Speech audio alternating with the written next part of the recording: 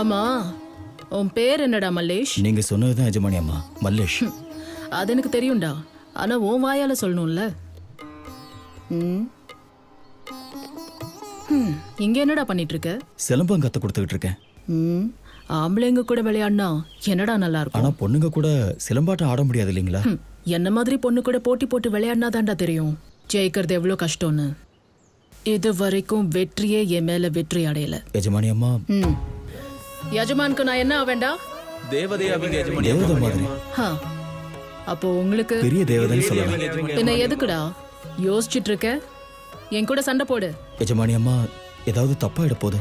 நீங்களா கேட்டாதான்டா தப்பாயிடும், நானா கேட்டா தப்பாகாது.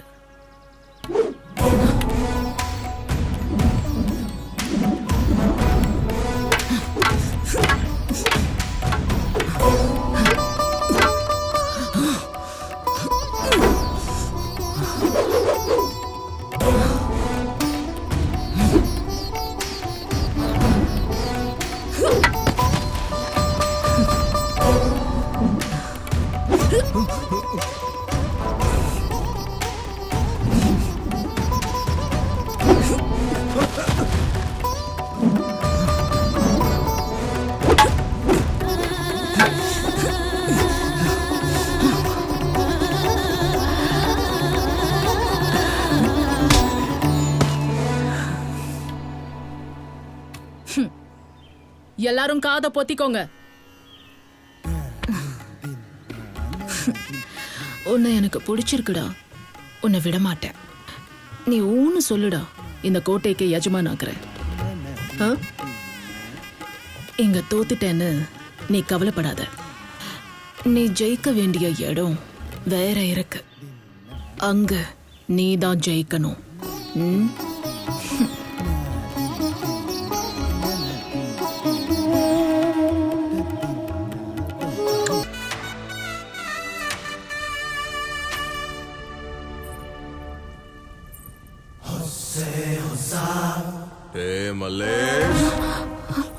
வணக்கம் எஜமா. என் தங்க சிலைய எங்கடா கூட்டிட்டு போற? உனக்கு 10 ஏக்கர் நிலம் கொடுத்திருக்கல, போய் விவசாயம் பண்ணாம என்ன பண்ற? சாந்தி முகூர்த்தம் சொன்னீங்களே எஜமா. நான் சாந்தி முகூர்த்தம் சொன்னது ருத்ரங்கிக்கு மட்டும்தான், ஆனா உனக்கு எதுவும் நான் சொல்லலையடா எஜமா.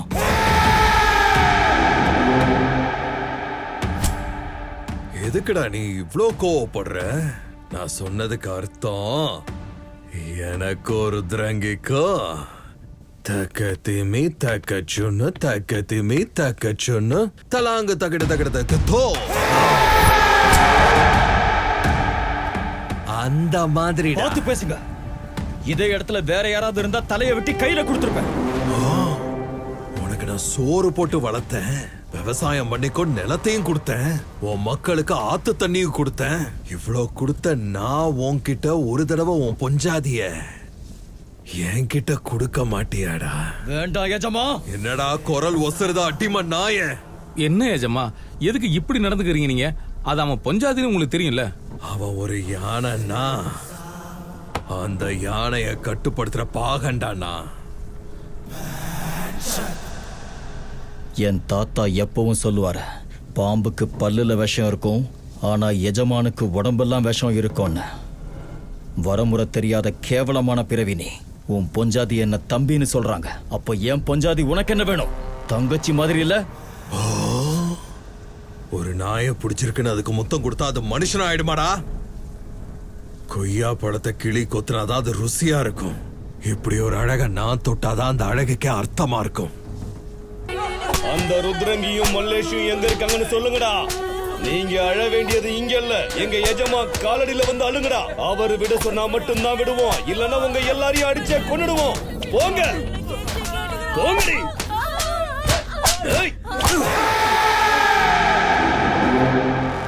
எப்படிடா?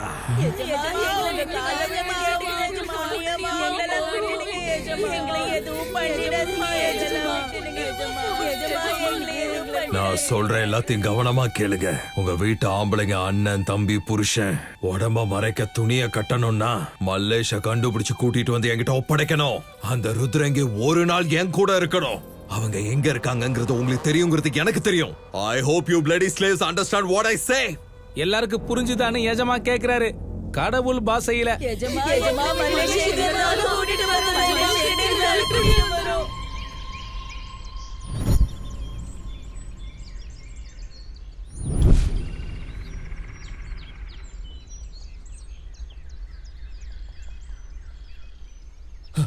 தங்கம்,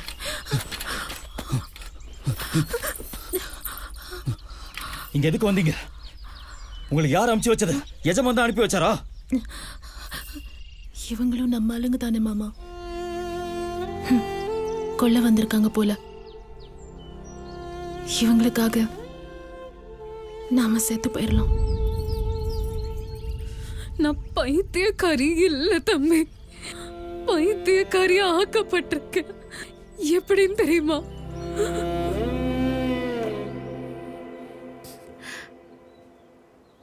வணக்கம் எஜமா, எங்களை ஆசீர்வாதம் பண்ணுங்க.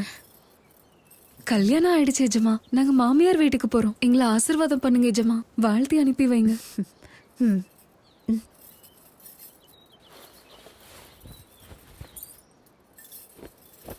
ரொம்ப நன்றிம்மா.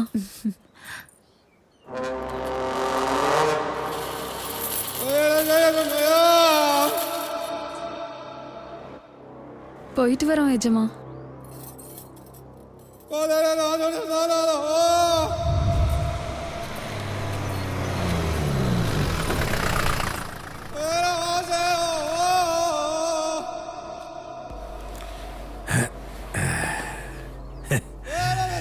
இப்படி காட்டு வழியா எங்கடி போறடி அதான் நாகமணி? எஜமா, மாமியார் வீட்டுக்கு போறேன். உங்ககிட்ட கூட வாழ்த்து வாங்கிட்டு தானே வந்தேன். என்கிட்ட வந்து வாழ்த்து வாங்கினியே தவிர எனக்கு எதுவும் கொடுக்காம போறியடி. இப்படி ஒரு அழகிய வச்சு நீ என்னடா பண்ண போற? வெத்தலையில இருக்கிற காம்பு மாதிரி தேவையில்லாம நின்னுகிட்டு இருக்க. இந்த மாதிரி ஒரு வெத்தலையை ருசிக்கணும்னா அது நான் மட்டும் தான்டா. அப்பதான் அது கச்சிதமா இருக்கும். என்ன சொல்றடி என் நாகமணி? ஏய் எஜமா, என் பொண்டாட்டிய தொட்டனா உன்னை கொன்னுடுவேன்.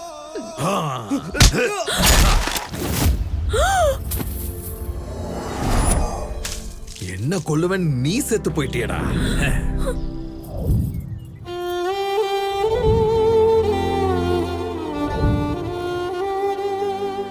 என் வாழ்க்கை எப்படி நாசம் பண்ணிட்டான் அந்த எஜமா.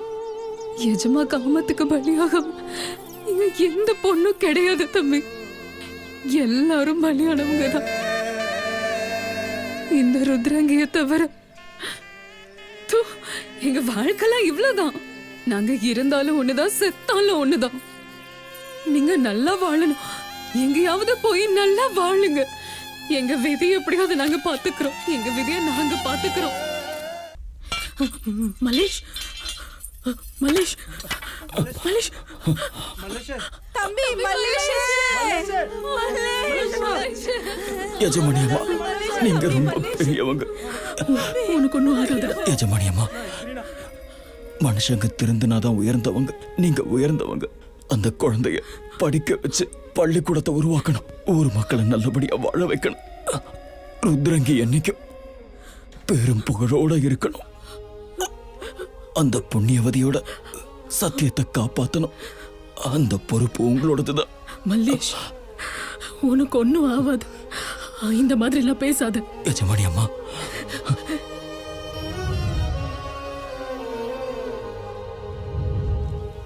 எங்க தாத்தா ருத்ரங்கிய எனக்கு கல்யாணம் பண்ணி வச்சாரு. இல்ல, அப்படி பேசாத. அவருக்கு கொடுத்த சத்தியத்தை என்னால காப்பாற்ற முடியல. நீங்களாவது காப்பாத்துங்க. மல்லேஷ்,